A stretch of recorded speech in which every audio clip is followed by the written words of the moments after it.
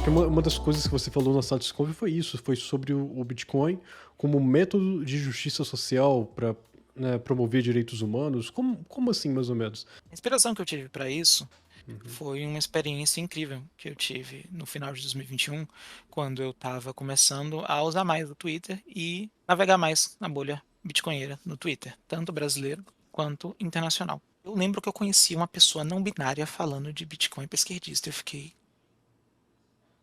ah, tudo bem? E aí eu fui ler um pouquinho sobre. E eu vi que essa pessoa estava conversando com um pessoal que era professor de filosofia lá nos Estados Unidos, em Singapura. E eu, pô, interessante esses papos. É bem diferente do padrão de Bitcoiner que eu conheço, sabe? Interessante que as pessoas estejam se interessando. E aí eu descobri que esses filósofos, eles faziam parte de um coletivo chamado Resistance Money, né? O Bitcoin como um dinheiro justamente para aqueles que mais precisam. E para todos, obviamente, né? Mas um dinheiro que permitisse lutar contra as arbitrariedades do sistema financeiro, do sistema bancário. E aí eu pensei, pô, muito interessante. E eu comecei a interagir mais com aquele pessoal, comecei a seguir. E eu pensei, cara, que ar novo, sabe? Porque é legal sair da narrativa única, sabe? E aí eu comecei a perceber a importância de levar o Bitcoin para essas pessoas, porque já é muito óbvio o apelo do Bitcoin para a galera de direita, para a galera libertária, mas não é tão óbvio assim para a galera de esquerda. No Brasil, a gente tem muito a ideia de que a esquerda necessariamente quer resolver tudo pelo Estado. Né? E não se você quer resolver tudo pelo Estado, tem até uma certa resistência de a uma ferramenta fora do Estado que possa também resolver o problema. Eu estava conversando, inclusive, com uma amiga ontem e aí eu estava contando do caso do Bitcoin na Nigéria e ela falou: Ah, mas por que eles simplesmente não fizeram um plano real? Não era melhor? Por que eles não usaram o PayPal? E eu fiquei tipo,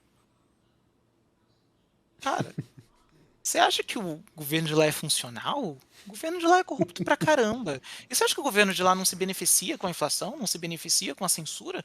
Até porque o Bitcoin lá foi tanto pela inflação quanto pela censura mesmo, Uhum. explícita. Mas sem mais devaneios, como assim o Bitcoin pode servir para direitos humanos, pode servir para justiça social? O Bitcoin ele é uma ferramenta poderosíssima, poderosíssima. E ele é uma ferramenta para a liberdade. É um dinheiro resistente à censura, resistente à inflação. Vou dar exemplos bem práticos. Que, inclusive, foi essa moça, ela estava dizendo que, por exemplo, ela trabalhava com serviço social e eu acho que cerca de 90% das pessoas vítimas de violência doméstica também eram vítimas de violência financeira. Então, muitas pessoas não conseguiam sair de uma situação de abuso por conta de depender financeiramente, de ter as contas controladas, né?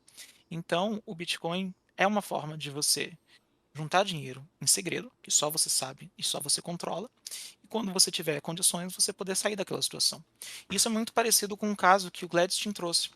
O Gladstein, ele tem um texto falando sobre o Bitcoin no Afeganistão, e ele conta a história de uma empresa de tecnologia que empregava muitas mulheres e ensinava mulheres a mexer com tecnologia. Só que no Afeganistão, se você fosse solteira, seu pai controlaria seu dinheiro. Se você fosse casado, seu marido controlaria o dinheiro.